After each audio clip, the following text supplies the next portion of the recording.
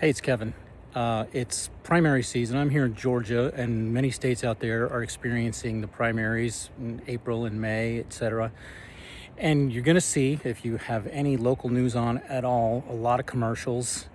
And you're inevitably going to see some candidates that are talking about transgender surgery and the boogeyman that is transgender surgery or transgender athletes in sports, etc.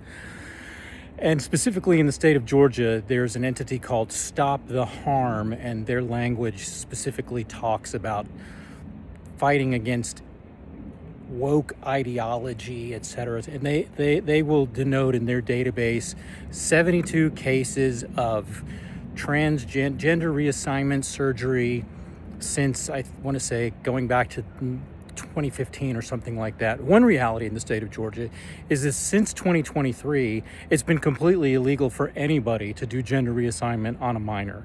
So the idea that in 2026, there's these commercials coming out and going, one governor candidate, Rick Jackson, says, we're going to stop all these surgeries. And then another governor candidate, Brad Raffensperger, the current Secretary of State, he has commercials about transgender people competing in sports and, men beating up women, etc., this kind of thing.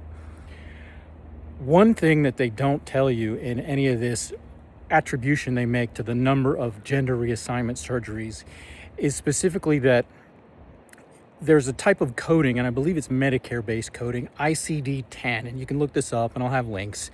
But this coding doesn't just apply, or wouldn't just apply, this billing code wouldn't just apply to somebody actually getting genital reassignment surgery, but it might just apply to somebody who's having some kind of breast surgery, whether that's a breast reduction because of the likelihood of some kind of cancer, or for men, the gynecomastia, where there's young men who are developing breasts because of some sort of hormonal exposure reason, and they're reducing these female-like breasts off of young men who don't want to have them.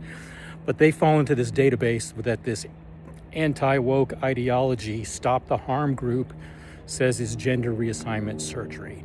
So listen, do your own research, look it up, use ChatGPT, use Google Gemini, use Grok or whomever, and then dig into whatever information you find. Use Google, ask a friend, go to the library and look it up in an encyclopedia if you can. It's just such a bunch of bullshit.